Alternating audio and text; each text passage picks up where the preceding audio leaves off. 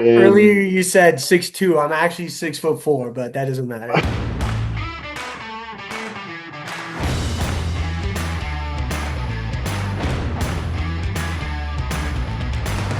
hey, everybody, welcome back to another episode of the Dented Pucks. My name is Dirk, and as always, I got Josh and Tony. How's it going, guys? Not too bad. I'm glad to be back for a full episode. I'm glad to be chugging along. It's interesting to have to take the next step with somebody from Utah, as we talked about in our first instigator episode. Do want to give a couple heads up. Um, Number one, register the official registration for Canadian National Tournament went out. If you are trying to play in the Open Division, I suggest you do that as soon as possible. Masters Division, I do know it's filling up, but please get your registration in. We are also in final talks with the Rink for the Showdown. So we will hopefully the next time we have an episode have the official announcement for you. Maybe if Drew randomly pops onto this episode like I wanted to make him do. Um, he'll have a little more insight if he wants to give it. But we are aiming for the middle of July. We're not sure which week. We might be aiming for a different rink other than fifth third because of the construction. Um, but besides that, also Hendy is the last week in May, which isn't Memorial Day weekend. Memorial Day is like one of those early Mondays, you know what I'm saying? Like that, it ends the May ends on like a Sunday. Um, but yeah, uh, it was awesome. We're going to talk a little bit more about Utah. I'm going to toss it over to Tony, who's going to introduce our guest, and we're going to get a little bit more into the blind hockey in Utah, and learn a little bit about our guest. Awesome. Hey guys, we're here today with Preston from Utah. How you doing, Preston? Doing great. Glad to be here. Awesome, dude. Do you want to tell the blind hockey community and our listeners a little bit about your journey through vision loss and maybe like what condition that you have and like what are some of the things that you're passionate about? Yeah. So yeah, as I said before, my name's Preston. Um I have cone rod dystrophy. It's a genetic disorder, collapse of the cones and rods in your eyes, in your retina. Um so yeah, I was diagnosed when I was 9 years old with it, and um I before that I didn't know that I was blind at all, which is the case with the condition a lot. And my vision now is around 2600. So the gap is, I mean, it's gotten worse, but when I was diagnosed, I was at about 2250. So it's gone downhill a little bit, but I'd say I've enjoyed it, which is, you don't hear that all the time, but um, Yeah, for sure. yeah. And some of the stuff I like to do. Growing up, I played lots of sports. In elementary school, I started with baseball, basketball, soccer. Yeah, just all the like regular kid sports, you know. And then as I was growing up, I kind of like started to not be able to perform as well as everyone else. So we went to look and see what was wrong with my eyes. Well, couldn't see. But up until that point, like kind of just like was still doing all this stuff. Then in high school, I did downhill mountain biking, kind of cross country mix, mountain bike racing. Um, and then I also did track and field. So Wow. yeah. That's So you're cool. super athletic. Yeah, I love working out. I work out around 3 or 4 days a week. Just staying fit and healthy and active. Yeah, absolutely. So, when we had met in Utah, one of the things that, aside from your character, that I was just blown away by was your ability to skate. Where did you learn to skate, and how long have you been ice skating for? I've technically been on the ice since I was about 6 or 8 years old. Um, just like going with my family. off and on throughout the summer. But when I was in high school, my sophomore year, I wanted to get a job. So I got a job at the South Davis Rec Center as a ice rink monitor. Yeah, funny story. My boss never knew I was blind the entire time I worked there.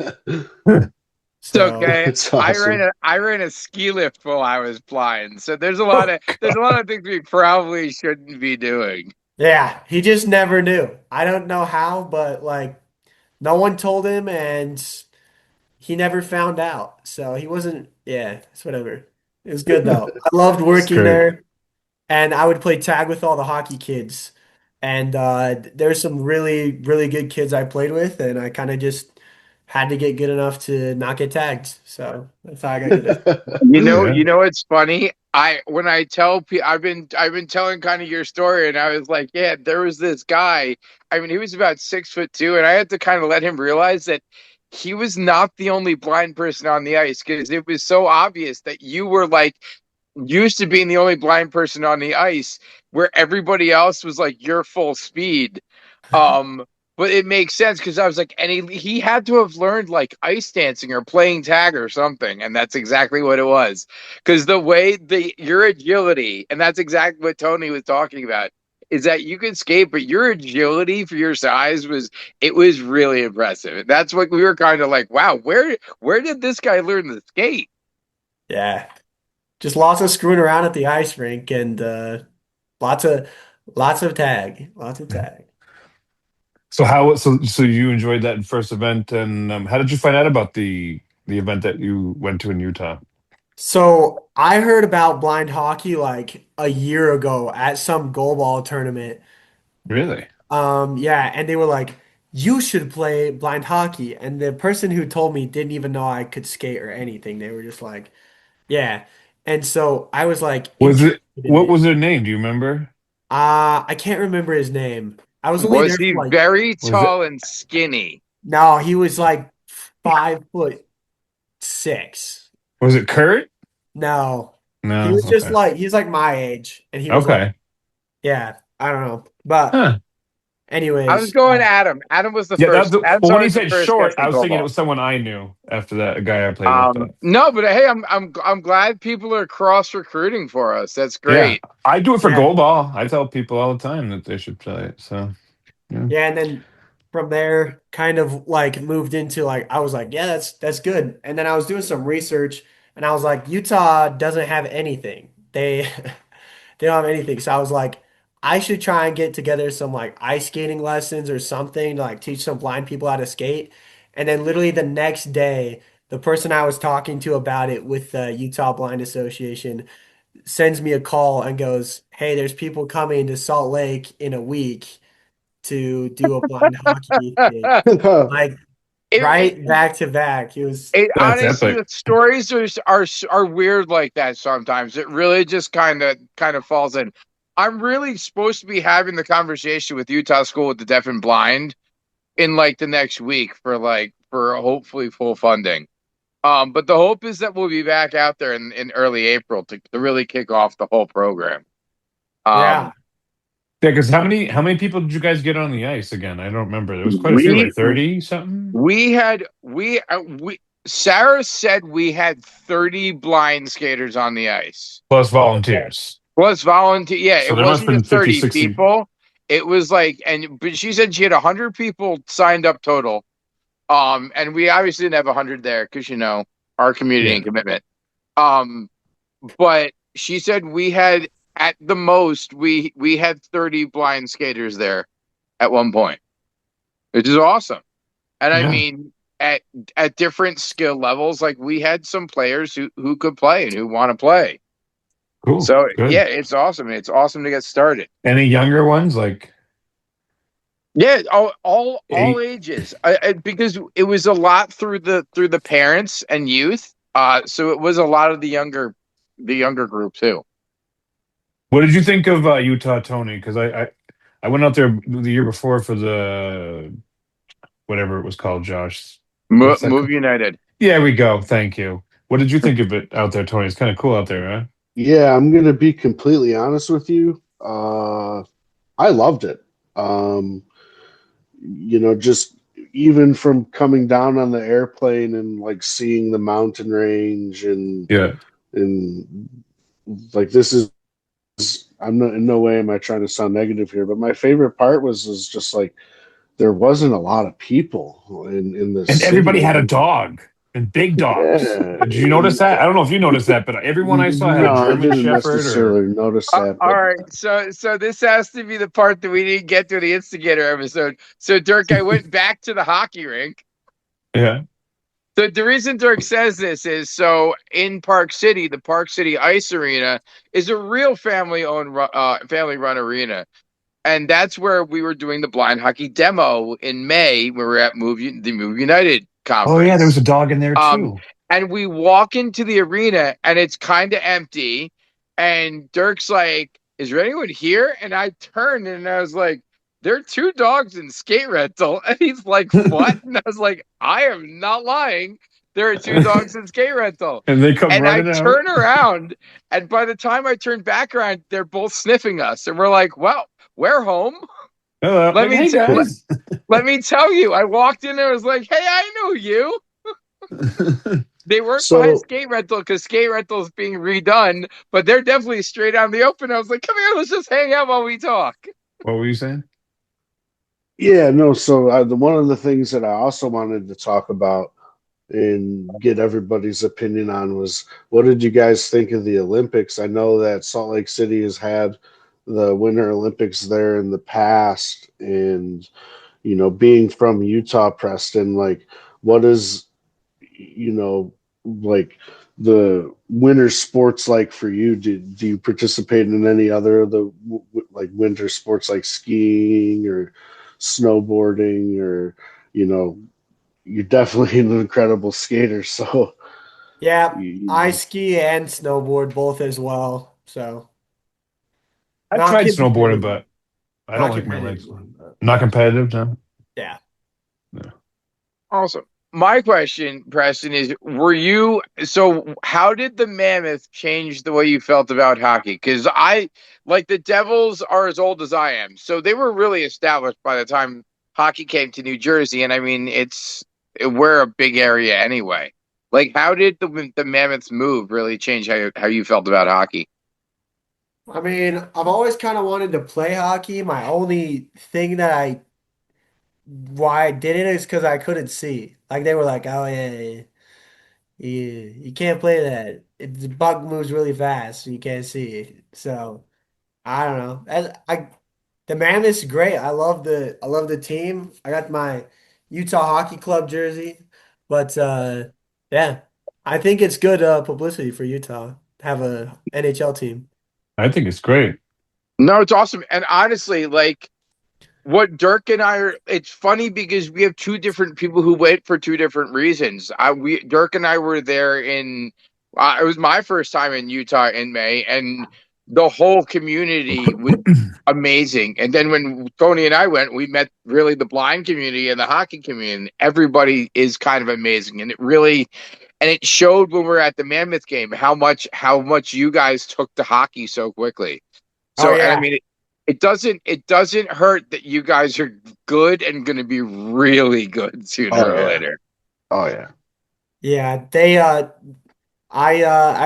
I have a buddy that works at the arena, and he says that it gets wild down there when they're winning. So I bet. Yeah, Utah got you guys love all your sports out there. Every time you get a new team, you guys really throw it all behind it. So mm. yeah, Do you have a favorite player who plays on the Utah Mammoth or not um yet. not yet? I haven't formulated an opinion yet. I got to see some games. Well, I know That's a they play calculated way to Colorado do it. tonight. Brand new team. You gotta wait.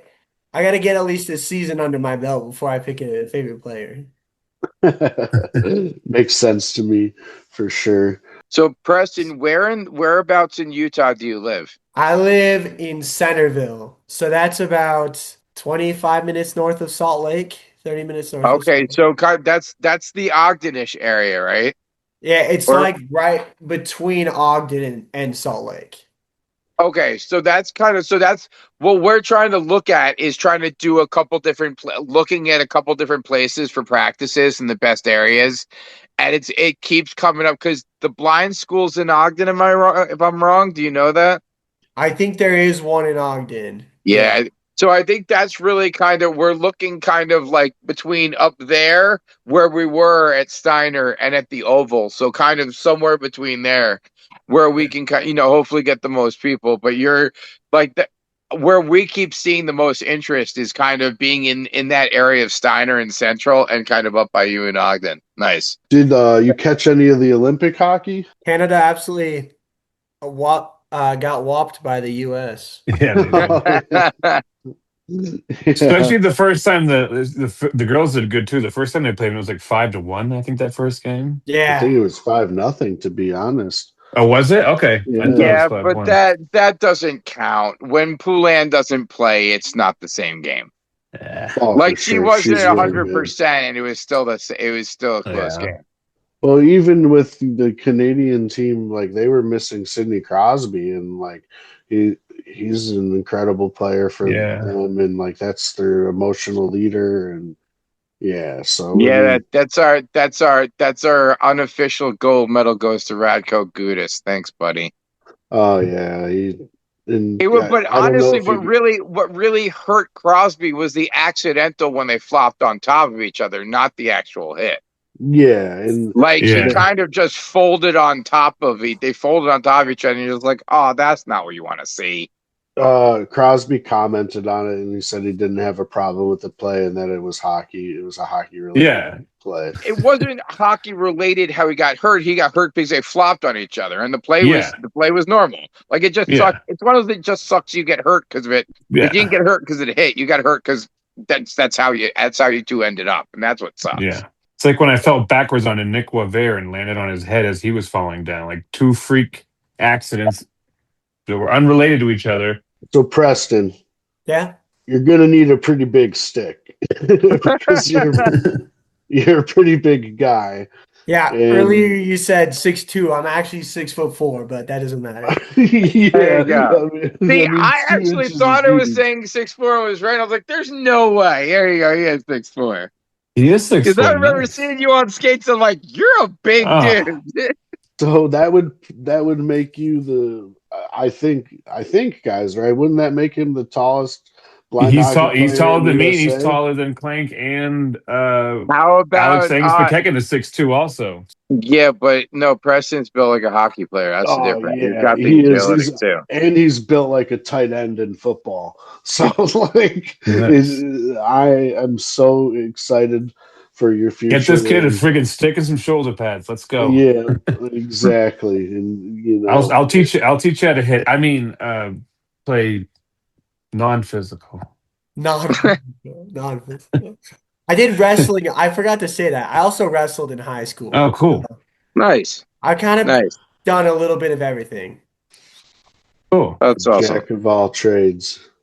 Nice. I mean, it's funny that you say that because when I show people, we have a documentary that's kind of in the works, and it starts with Dirk basically saying, well, when Dirk saw the doctor when he was 9, right? 6. 6. And the doctor asked him what he wanted to do when he grows up, and he's like, "I want to race cars and play for the Bruins." And the doctor's like, "Well, you're definitely not driving the car. And you probably shouldn't play hockey." So, but that's honestly like what we're trying to avoid and fix is the fact that we can do anything, and especially with our vision the way it is, we can play sports, we can play hockey. And all it takes is just a really funky puck. Exactly. A dented puck. So, Nerves of steel don't help. Help a little so bit. cone rod dystrophy. You have your full field of vision and just have acuity loss. Technically, no. My central vision, like what you used to focus on stuff, is almost completely gone. So the center of my eye, Okay. I don't see out of. I'm probably looking like straight over the camera. The center of my eye is like towards the bottom. That's where I see. Okay. Okay. None of us have good enough vision to see exactly where you're looking at, and I have the best No. vision out of all I of us. can't. I can't see the computer, so like we're all in the same boat, This is not actually the Oh, is he trying to show podcast us? that I don't even anyone know he's really trying to show me worries about what something. you look like. Yeah. No, but that's interesting. So like it's funny because so you have for your peripheral, right? More or less. Yeah. Interesting. Okay. Yeah, so and it's funny because we talked about Stargarts being kind of a benefit in blind hockey because in a sport like hockey, you're more concerned with what's going on around you than what's going on directly in front of you. Yeah. So it definitely, and it makes sense the way I watch you skating around because you could see everybody around you. Yeah. And I was like, just remember it. They might not be able to see you. Yeah. Yeah. And that's the one thing, and that's the one thing that some of us don't get sometimes is that like we might be able to see them, but it doesn't mean they can see us. Yeah, I Trust collided with me. Solomon on Sunday. Oh man, he's solid, Oh, dude. you're still standing though. He bruised Yeah. my tailbone in Maine when he came down to Maine. Oh, he put me right on my keister. Stallman is the Ugh, chiropractor. We need to get him yeah. a jersey that says that in Braille. Oh my The god. chiropractor. Well, that's what he Dude, needs to be, so it he can doesn't fix my because back after he friggin' because fixes it it. does because when you turn with your head down. So many times I've turned and went headfirst into his back and readjusted my spine, and all I get out of him is like a Pillsbury Doughboy. He's like, "You okay?" Ow, Stallman, you gave me another adjustment. Is that pretty common? I skate a lot, but I've never actually played hockey. So is it like you just smash into people all the time? So Not all the there's no time, but checking because Okay. that's just wrong to hit each other. But so the thing is that we know our positioning well enough that when we usually don't just completely collide with each other hard. And and the lower levels as you're developing, you're not skating very fast. Other people aren't skating very fast.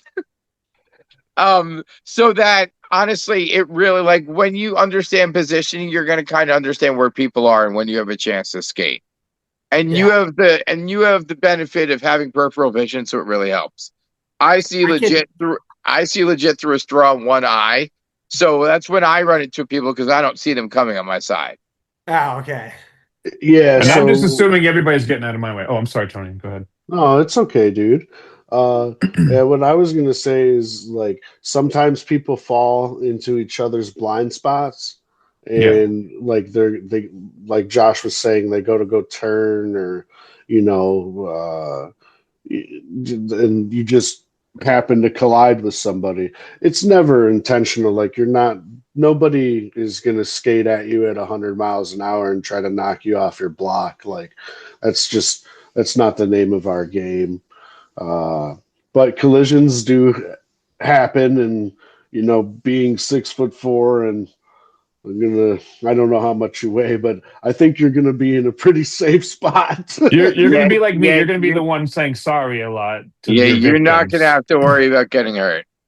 And you're Yeah. agile enough to get out of people's way too. That's the other benefit. If you have the agility But to be able to just stay on assume your you feet see and them get before away. they see you because it's probably the case. I can get out of the way. I've been skating at public in public skate for like years. People come Yeah, Yeah. up to we me See. yeah, we without can tell. Well, no, trust without me. I any used to be able to shoes. do that until I lost my peripheral too. I had already lost the central. I could do it with no central. That's easy. With peripheral, it's easy to dodge people. But So I yeah, got a question for you, Preston. Go Have ahead. you ever met anybody who also has cone rod dystrophy?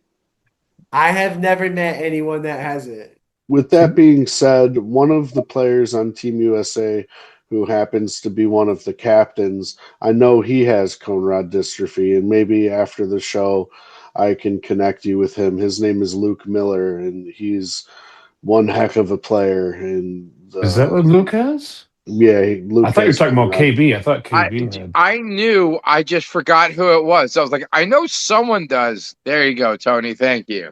Yeah, absolutely. I Sitting there think racking I my think brain. KB does too. No, he has RP. Yeah, and that honestly, Preston, that's kind of a lot about what the community is about too. Like you kind of said, we're not going to take a run at each other. Even Canada doesn't take runs at us because we kind of know what it's like. We're still all brothers in the end because we all we all suffer from something very similar, and we all love the same game. And we know that it's not an easy game to play, and it's a rough game to begin with before you can't see. Yeah. So, Although I will say that those games are a little rougher and a little more intense, obviously, because when you're playing nations, obviously you're playing at your hardest and most competitive. But like you said, we're not out there to try and hurt people, but we are trying to win and represent our country with some dignity. So like we play hard. hey man, and after this, you got the women, the men, the sled team, and it's gonna be us for the sweep. It's on us, Tony. It's on I, us. I know. So It's it's gonna be definitely on would us be for the cool. sweep. The Well, because trifecta. the sled team should. I'm going to be quoted here, and this is more pride for our boys, but our sled team should make quick work of Canada, and it's going to Well, be on us, and it's going to be on us to keep that sweep up. I know it's still weird not being there with you guys, but I'll be cheering you on here from Colorado. So, You should organize a watch party, Dirk. ooh, You should do it. yeah, Yeah, we get. yeah, that wasn't scripted at all. Oh man. But yeah, honestly, Uh, Preston, we're working to come out there. Hopefully the beginning of April. Once we get a little more clarity with what's going on with the Utah School for the Deaf and the Blind, we'll definitely be back. But the hope is we can get something started this year. If not, we're gonna be a full go hockey season next year.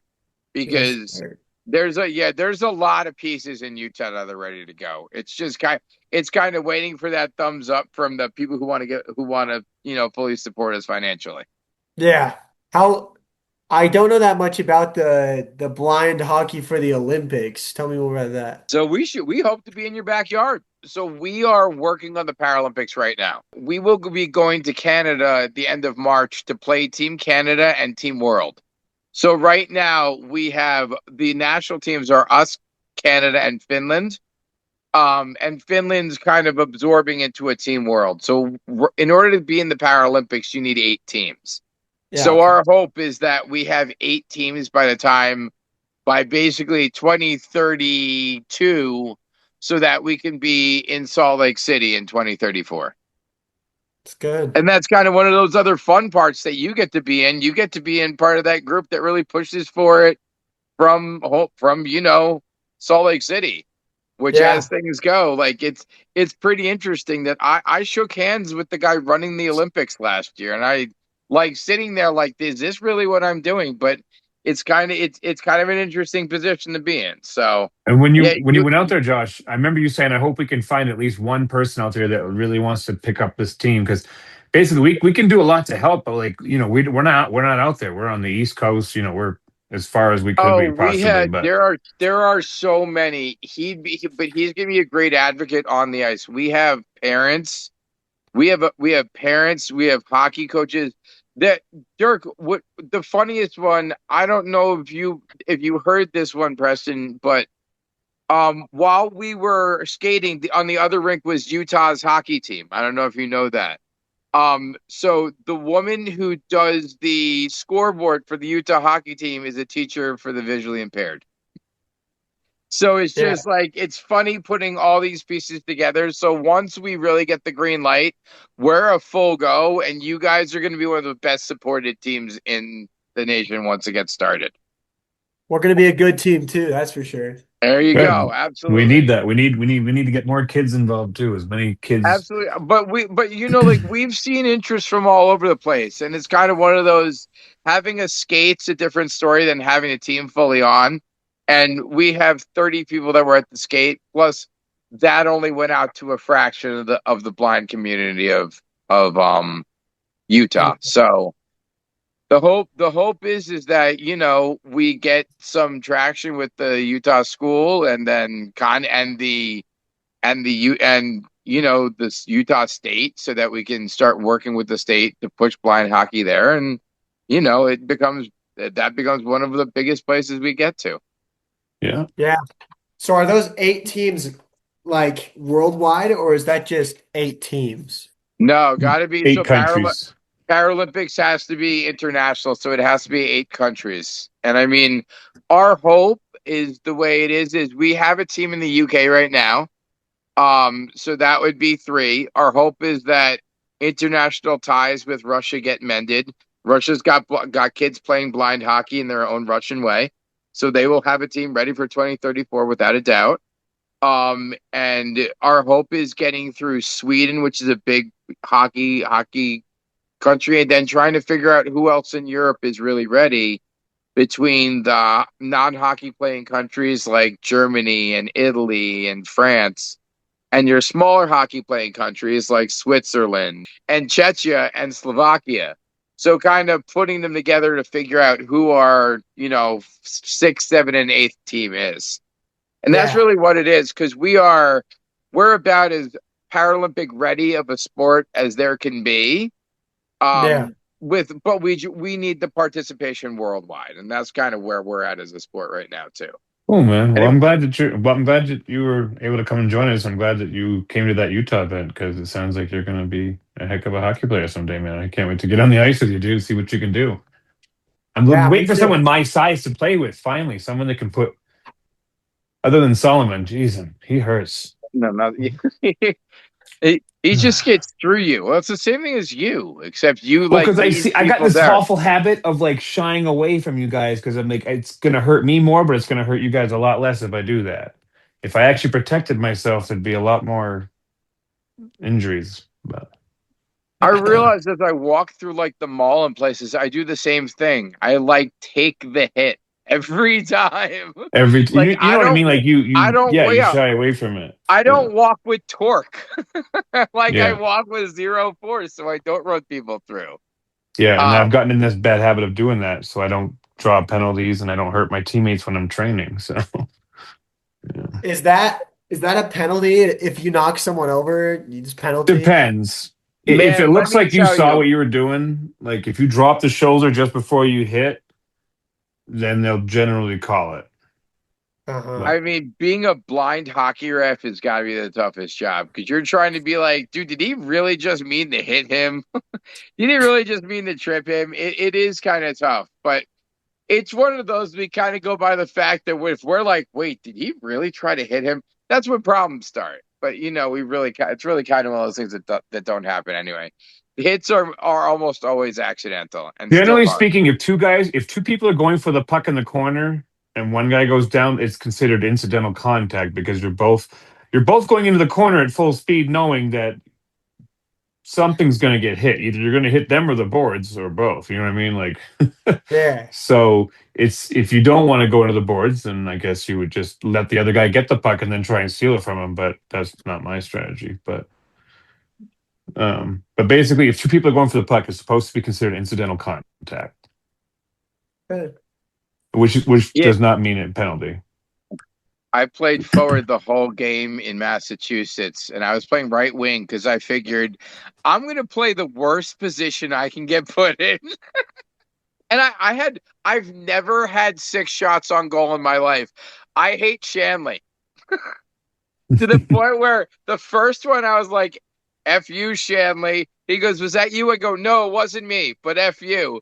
And I was like, I'm going to tell you that every time. And it was like, and every time after that, he goes, how many? I go, dude, you're at like 6. Um, Dang. Yeah, but Stanley's a so, beast so, in that. so I jumped a face off I jumped a face off on a period or something, and Derek was playing left D, and I knew if I had to split him because I know where Derek is, and I went to grab the puck and it jumped and went back, so I had to pivot left, and I'm like, clunk.